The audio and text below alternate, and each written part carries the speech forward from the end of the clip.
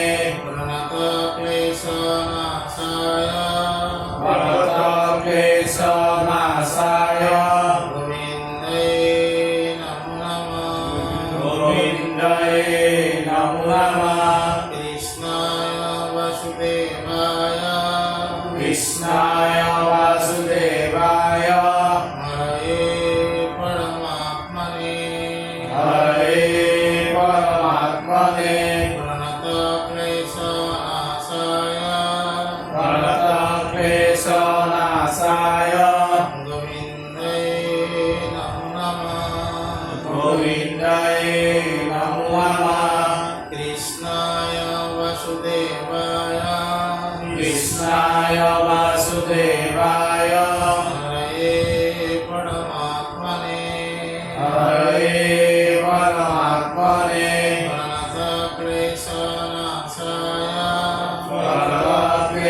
प्रणतक्लेशनाशाय गोविन्दाय नमो नमः गोविन्दाय नमो नमः कृष्णाय वासुदेवाय कृष्णाय वासुदेवाय हरये परमात्मने हरये परमात्मने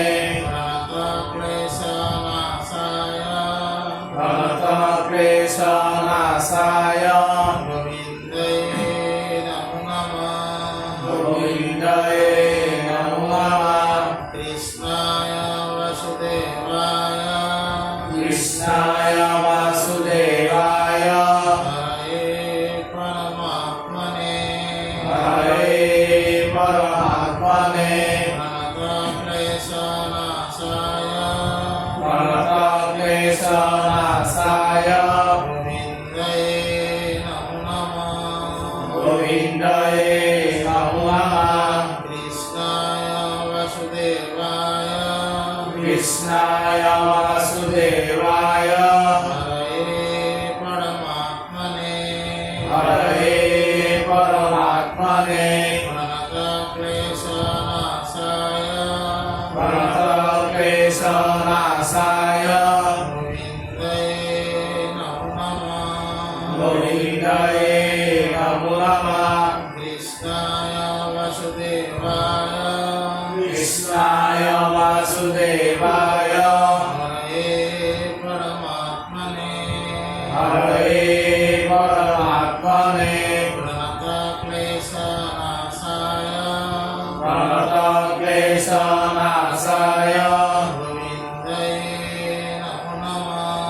गोविन्दाय नमो नमः कृष्णाय वासुदेवाय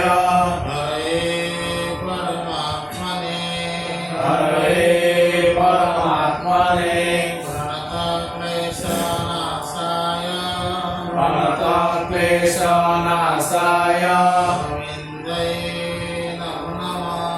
गोविन्दाय नमो नमः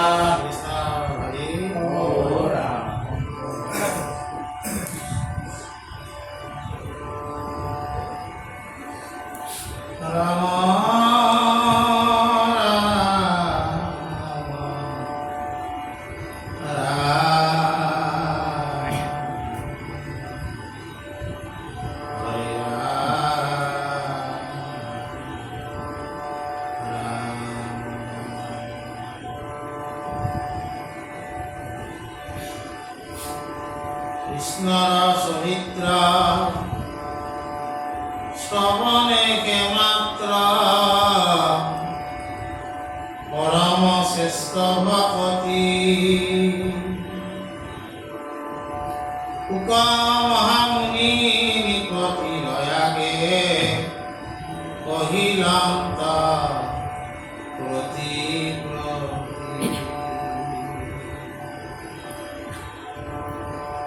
উত্তম সুকর গুণবাদ কথা যিটো শুনে একবাৰ এতেকে যতেক অমঙ্গলকাৰ নষ্ট हुए বাৰম্বাৰ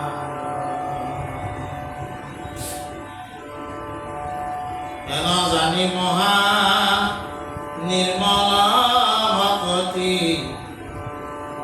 যিজনে চাহে কৃষ্ণত তাহান কথা পৰম শ্ৰদ্ধায়ে শুনো মাত্ৰ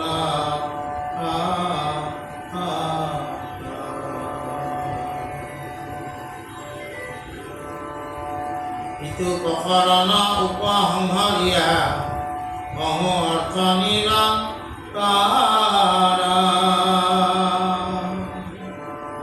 নিজ ধৰ্ম পথ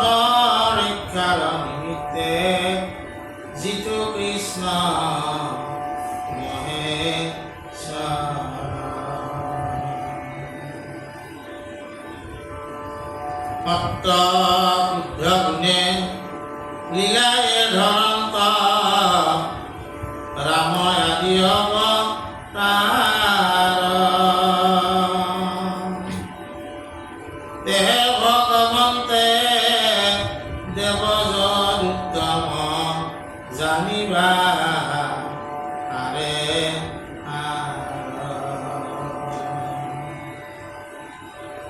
আন অৱতাৰ সদৃশ যতে কৰিলা কৰ্ম লীলাই এই কৰ্মে বেদ বিহিত কৰ্ম নিবৃত্তায়ে অনুদায়ী হেনয় কৃষ্ণৰ শৰণ জিভাৱে সেৱা মাত্ৰ বাঞ্ছা কৰে তাহান চৰিত্ৰ অমৃত মাত্ৰ কোনো সাক্ষী ভাৱ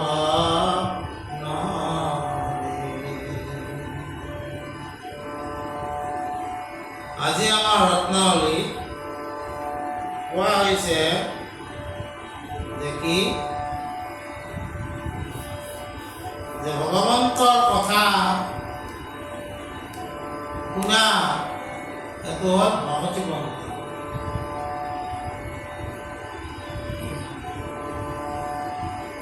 আৰু এই পন্থ ভকতি পন্থত আহি উত্তম শ্লোকবিলাক শুনিব উত্তম শ্লোক কোনবিলাক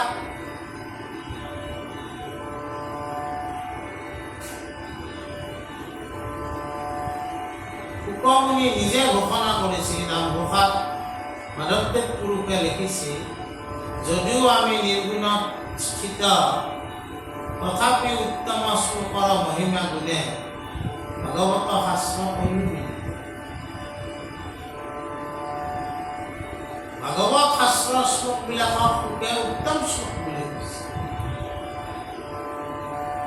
আৰু সেইকাৰণে তেওঁ ব্ৰহ্ম তেওঁ নিৰ্গুণ মানে কোনো আকাৰত তেওঁ উপাসক নাছিল নিৰ্গুণ ব্ৰহ্মৰ উপাসক আছিল কিন্তু এই উত্তম শ্লোকবিলাক ভগৱন্ত কৃষ্ণৰ লীলা শ্লোকবিলাকক উত্তম শ্লোক বুলি তেওঁ গণ্য কৰিছিল আৰু এই উত্তম শ্লোকৰ মহিমা গুণে তেওঁ ভাগৱত একবাৰ কি কৰিছিল নিৰ্গুণত থকা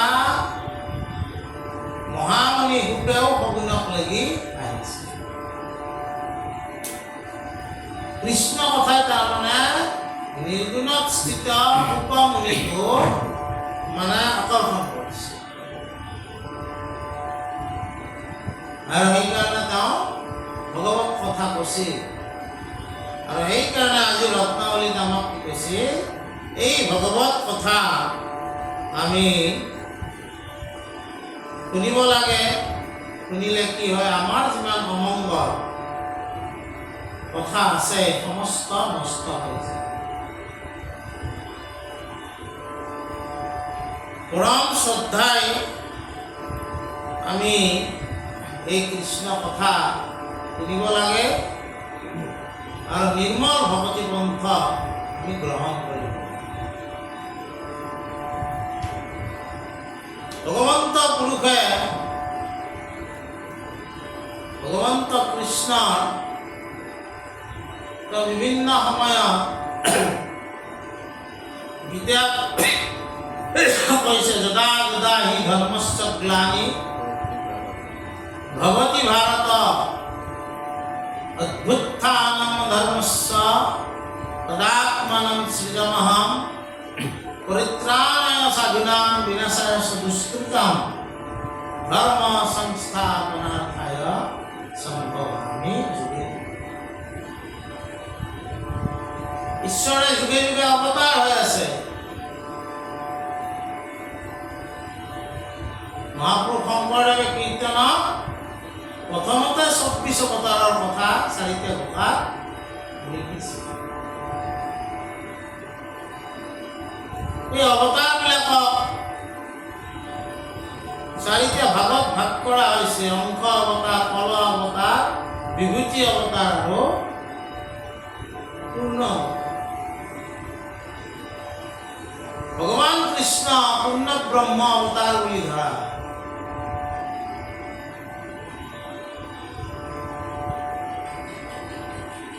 ইয়াতে আমাক কৈছে যে শুদ্ধ সত্য গুণে ভগৱান ৰামৰো অৱতাৰ হৈছে। শ্ৰীৰামৰ ৰূপে কৌশল্যাত অৱতৰি বনবাস কপিলা পিতৃৰ বাক্য ধৰি বিৰাট কবন্ধ মাৰি চৰ লৰিলা প্ৰাণ সৰ দুখ নাম প্ৰভু কৰিলা নিৰ্যা একপত হৰে মালি সংকলিলা জীৱ তোমাৰ প্ৰসাদে ৰজা ভৈলন্ত সুগ্ৰীৱ লংকাত পখিলা সাগৰত বান্ধি সেইটো বধিলা ৰাম এতিয়া হৰণৰ হেতু বধিলা ৰণত আনো অনেক ৰাক্ষস ভক্ত বিবিহনক কৰিলা অভিষেক অগ্নিক পৰীক্ষা কৰি আনিলা সীতাক ব্ৰহ্মাদেৱে স্থিতি মানি বুলিলা তোমাক সম্পৰিলা সীতা দশৰথৰ বচনে অযোধ্যাক আকিলা সৰ্বাজ্য লংগ মনে কৰিলা ৰাজ্য দশ হাজাৰ বৎসৰ লগে স্বৰ্গে নিলে হবে অযোধ্যা ৰামচন্দ্ৰ স্বৰ্গে চলি গইলা অযোধ্যা নগৰী বুধা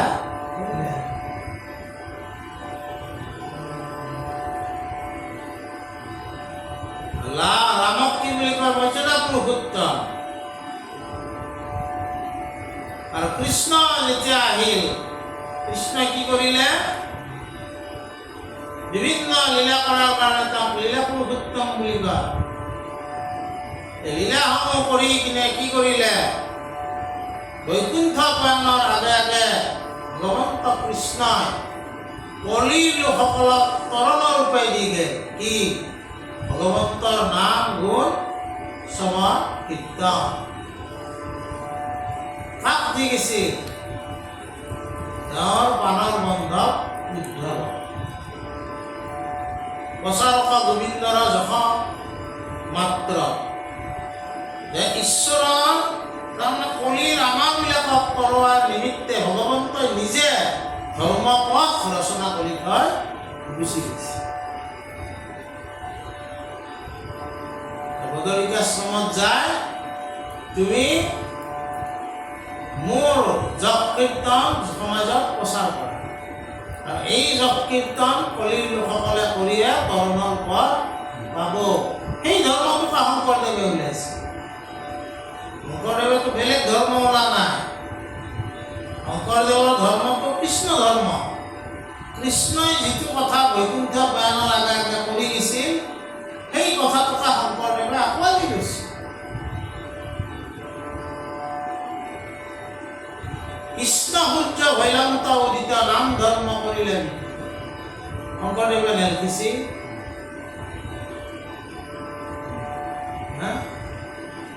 কীৰ্তনত লিখছি না নাই কৃষ্ণ সূৰ্য ভৈলন্ত উদিত নাম ধৰ্ম আচলতে ভগৱন্ত কৃষ্ণই কৰি থৈ দিছে। নাম ধৰ্ম শংকৰদেৱে নিজে কৰা নাই। কৃষ্ণ ভগৱন্তৰ অনুপ্ৰেৰণাত ভাগৱতৰ সৎসংগ লয় পদ্ম পুৰাণৰ নাম লয় আৰু গীতাৰ এশৰণ তত্ত্ব এই সমস্ত একত্ৰ কৰি ভগৱন্ত কৃষ্ণই বৈকুণ্ঠ পুৰাণৰ আগত যি নাম ধৰ্ম বিদিত কৰি থৈ গৈছিল সেই নাম ধৰ্মকে পুনৰ শংকৰদেৱে প্ৰতিষ্ঠা কৰিছে। আৰু সেইকাৰণে এই ধৰ্মৰ নামটো শংকৰদেৱে কি দি গৈছে ইটো বিকিপন ধৰ্ম সনাতন। এইটোৰ নামে সনাতন ধৰ্ম। কাৰণ ভগৱন্তই নিজে যিটো ধৰ্ম পথ ৰচনা কৰি থৈ গৈছে সেইটোৱে সনাতন ধৰ্ম, সেইটোৱে শাশ্বত ধৰ্ম। বেলেগ ধৰ্ম আৰু নাই। আমি বুজাবুজিত ভুল কৰোঁ, বুজা নাই? আমি ভগৱন্ত কৃষ্ণক মানো কিন্তু নাম ধৰ্মক নামানো। প্লাছ মাইনাছ কৰি চালি আচলতে কৃষ্ণক নামানো। যদি আমি কৃষ্ণক মানো তেতিয়াহ'লে আমি নাম ধৰ্মকো মানিব লাগিব। কাৰণ কৃষ্ণই নিজে নাম ধৰ্ম নিৰ্ণয় কৰি থৈ গৈছে। শংকৰদেৱে তাক পুনৰ যিটো তাৰমানে কি বুলি কয় পুনৰ জাগৰণ কৰি আমাৰ বিলাকক দি গৈছে। আৰু সেইকাৰণে মাধৱদেৱে কৃষ্ণকে শংকৰকে কৃষ্ণ ত্ৰিভুৱন বন্দন দৈৱকী নন্দন জুহৰি মাৰল কংস জগজনতানন দেৱনাৰায়ণ শংকৰ তাকেৰি অংশ। ভগৱান কৃষ্ণ আৰু শংকৰক একত্ৰ কৰি থৈ গৈছে। আৰু সেইকাৰণে কৃষ্ণই শংকৰ গুৰুৱে অ কিয়ে হে ভৈলাই অৱতাৰ হে কলি যুগে নাম ধৰ্ম কৰিলা প্ৰচাৰ হে। আমি গাইছো না নাচি কিন্তু শংকৰদেৱে যিটো নাম ধৰ্ম আমাক দি গৈছে বৈকুণ্ঠ প্ৰয়াণৰ আগে আগে এই নাম ধৰ্মটোকে ভগৱন্ত কৃষ্ণ উদ্ধৱক দি গৈছে। গতিকে ভগৱান কৃষ্ণ মৰ্যাদা পুৰুষোত্তম বা লীলা পুৰুষোত্তম আৰু ভগৱান ৰাম মৰ্যাদা পুৰুষোত্তম, এই দুই পুৰুষোত্তমক আমাক অনুকৰণ কৰিব দিছে। তেতিয়াহে তুমি উত্তম নহলেও পুৰুষ হ'ব পাৰিবা। তেওঁলোক পুৰুষোত্তম, আমি পুৰুষ হোৱাৰ চেষ্টা কৰিলে পুৰুষোত্তম দুজনক কি কৰিব লাগিব? অনুকৰণ কৰিব লাগিব। তেওঁলোকৰ গুঞ্জক আমি বিচাৰিব লাগিব, তেওঁলোকে কেনেকৈ চলিছিল আমি জানিব লাগিব আৰু সেইমতে আমি চলাৰ কাৰণে চেষ্টা কৰিব লাগিব। আৰু সেই চলাৰ কাৰণে যদি চেষ্টা কৰিব লাগে তেতিয়াহ'লে আমি ভাগৱত কথা শুনিব লাগিব, অনুকৰণ কৰিব লাগিব। সেই উত্তম শ্লোক। তাৰপিছত কি কৈছে? হে ৰাম এতেকে কৃষ্ণৰ চৰণে হৈবে পৰম শ্ৰেষ্ঠ ভকতি কথা শ্ৰৱণৰ বিৰচন হৈল এহি মানে সমাপতি। শ্ৰৱণ বিৰচন ইমানতে সমাপ্ত হৈছে। অলপমান উপদেশ আছে। নমো নমো কৃষ্ণ প্ৰভু মহেশ্বৰ পৰা কৃপা কিছু মোক ভকতৰ সংগত যুগ কামৃত শ্ৰৱণ কৰতি হওক। হে ভগৱান, তুমি মোক কৃপা কৰিবা যাতে মোৰ ভগৱন্তৰ কথা শুনাৰ কাৰণে হৃদয়ত ৰতি উপজে। বুজা নাই? তোমাৰ চৰণে কায় বাক্য মনে শৰণ লৈলো সম্প্ৰতি মহামূঢ়মতি পনতি মিনতি নজানো স্তুতি ভাগৱতী। মাধৱদেৱে লিখিছো মাধৱদেৱেতো একো নাজানে, আমি গিলেহে জানো। মাধৱদেৱে একো নাজানে, সেইকাৰণে গিলে শব্দ লেখে। কি লিখছি? পনতি মিনতি নাজানো স্তুতি ভকতি একো নাজানে। আর আমি জানো একো নাজানো, নিজে লিখছি না। বুঝে না? ভক্তিৰ এই এটা ডাঙৰ লক্ষণ। I know that I do not know. মই জানো যে মই নাজানো। আৰু যদি মই জানো তেতিয়াহ'লে ভকতি পন্থৰ পৰা সৰি পৰিলা। ভকতি পন্থত একদম থাকিব নোৱাৰে। যদি সি তেওঁ নিজকে জানো বুলি ভাবছি তেওঁ সৰি পৰিলা। মাধৱদেৱ পুৰুষে ভকতিত সিদ্ধহস্ত আছিল কাৰণে সদায় তেওঁ ভক্তি নাজানো বুলি কৈ থৈ গৈছে। ইমতে ভকতি কৰিব তোমাক হৰি হৰি হৰি হৰিয়ে মই মূঢ়মতি নাজানো তাৰ উপায়। মাধৱদেৱে নাজানে উপায়। আৰু আমি জানো, জানি পেলাই য'তে ত'তে ভুল ধৰি ফুৰো। এই ঘর বঞ্চি দিলে, হ্যাঁ পাকখান উল্টিয়ে দিলে না পাল্টে দিলে, এগুলা ভুল ধরতে আমি যাই। আমি ভক্তি জানো, মাধবদেবে নাজানে। যদি শংকৰ মাধৱৰ আমি অনুগামী হওঁ, তেওঁলোকে যিটো কৈ গৈছে, তেওঁলোকে যি আদৰ্শ দেখি থৈ গৈছে, আমিও সেই আদৰ্শত থাকিব লাগিব। শংকৰদেৱে তেওঁ লিখছি, আমাৰ পদত কেৱল নধৰিবা দুখ, কৃষ্ণ কথা শুনি কৰা চিত্ত সন্তোষ। শংকৰদেৱে তেওঁ লেখা পদত দুখ ধৰিব দিছে, কৰজোৰে বোলো শুনে সভা সদা, হাতযোৰ কৰি কৈছে ৰাইজক। ভুল হ'ব পাৰে, ভুলটো নাছে, বেছি কেঁচা কিবা কৃষ্ণ কথা বুলি সন্তোষ কৰি শুনিবা। সেই দুজন গুৰু আমাৰ। একেদৰে মানস চৰিত্ৰ, মানে তুলসীদাসে যে লিখছি ৰামচৰিত মানস, তেওঁ শেষত সিগিলা লিখি থৈ গৈছে যে মই কবিও নহয়, মই মানে একো নহয়, যি মনত আছে তাকে লিখি দিছোঁ। ভুল হ'ব পাৰে। তাৰমানে কথা হ'ল মনীষী সন্তপুৰুষসকলৰ এইবিলাক লক্ষণ তেওঁলোকৰ বিদিত হৈ থাকে। মাধৱদেৱে তেনেকৈ কৈছে, তেওঁ একোৱে নাজানে। তাৰপিছত কি কৈছে, তুমি কি পৰম প্ৰিয়তম আত্মা, ইষ্ট দেৱানী গুৰু নিষ্ঠ, তুমি কে কুহিদ বান্ধৱ, তোমাক নাজানো মই পাপিষ্ঠ, পৰম কৃতঘ্ন মুখ পাৰে পাপী, নাহি জানা দামোদৰ, শুনিয়া মহাপতিত ভাৱন, নাহিকে তোমাক পৰ।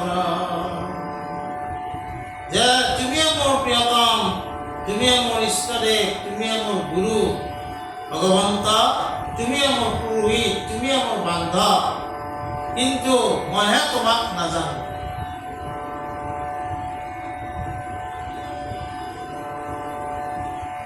মাধৱদেৱৰ যিবিলাক ৰচনা, তাতে তেওঁ নিজকে ইমান তুচ্ছক লাগি লৈ গৈছে, আচৰিত কথা। মোৰ সম পাপী লোক নাহিকে ই তিনি লোক, তুমি সম নাহি পাপ হাৰি, জানি গোবিন্দ মুখ যেন জোৰাই কৰি মোক, দুৱা পদে কৰ গুহাৰি।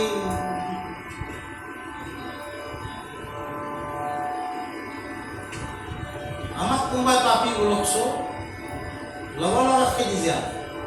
কিন্তু মাধৱদেৱে নিজে কৈছে, ভগৱন্ত তুমি মোক যি কৰা তাকে কৰা।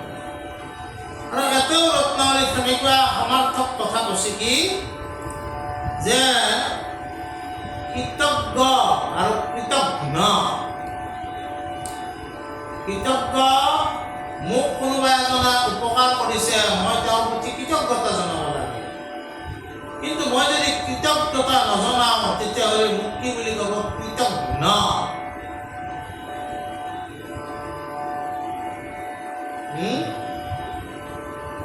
কৃতঘ্ন সমানত থাকোঁতে আমাৰ এইটো মানে পাঠ্যপুথিত এইটো বানন বৰকে বাননটো দে সদায় ভুল যায়। বানন লিখিব দিছিল না, সমানত থাকোঁতে পাঠ্যপুথিত এইটো আছিল। কৃতঘ্ন, জীৱনত কৃতঘ্ন নহবা। তোমাক যদি কিবা উপকাৰ কৰিছে কোনোবাই, সদায় কৃতজ্ঞ হ'বা। কৃতঘ্ন হ'ব নালাগে। কিন্তু মাধৱদেৱে কি কৈছে, মাধৱদেৱে কৈছে কি যে তোমাৰ কাৰণে চৰাচৰ জগত চলি আছে, কিন্তু তোমাক আমি জানা নাই, আমি কৃতঘ্ন নহয়। তোমাৰ কাৰণে আমি চৈতন্য হৈ আছো, কিন্তু তোমাক আমি জানিব ইচ্ছা কৰা নাই, আমি কৃতঘ্ন নহয়। কিন্তু প্ৰভু তুমিতো পতিত পাৱন, শুনিছো তুমিতো পতিত পাৱন, যিমান পাপ নকৰোঁ কিয় তুমি সকলোকে ৰক্ষা কৰা, গতিকে মোকো ৰক্ষা কৰা।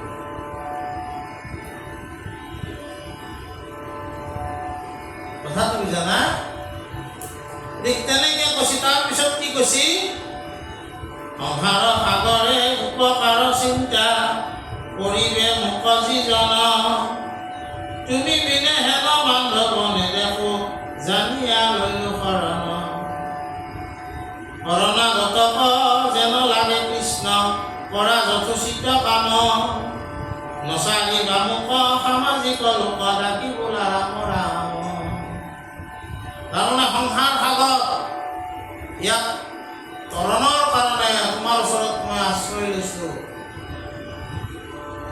হে ভগৱন্ত আমি জানো তুমি শৰণাগত সদায় ৰক্ষা কৰি আছা গজেন্দ্ৰই শূন্যে মেলাই পদ্মগত অপৰক তুলি গজেন্দ্ৰে শৰণ লইলা ত্ৰাহি হৰি শুনি হৰি শীঘ্ৰে গৰুৰৰ স্কন্ধে ভকতক ৰাখিবাক ৰাখিলা প্ৰবন্ধে গৰুৰৰ নামি হৰি পৰম বিক্ৰমে কুন্দে ধৰি তৰক তুলিলে গ্ৰাম ভগৱন্ত কৃষ্ণৰ ওচৰত যে আশ্ৰয় লয় সি হাতীও হ'ব পাৰে মানুহ হ'ব পাৰে যিয়ে নহওক কিয় আশ্ৰয় লোৱাজনক ৰক্ষা কৰিবাক লাগি ভগৱন্তই নিজে আহে হে ভগৱন্ত তুমিতো হাত ভগৱন্ত গতিকে তুমিও মোক যি কৰিব লাগে সেইখিনি তুমি কৰিবা মই নপাওঁ কাৰণ তোমাৰ উদাহৰণ আমি পাইছোঁ গজেন্দ্ৰক তুমি ৰক্ষা কৰিছা মই আৰু কি কাম যি কৰা কৰিবা তুমি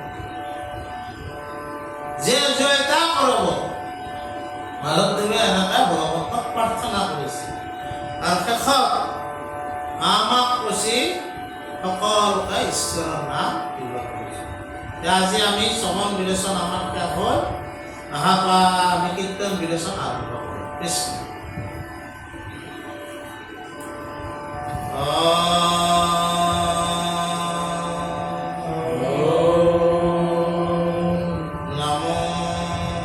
নমো ভগৱতে বাসুদেৱায়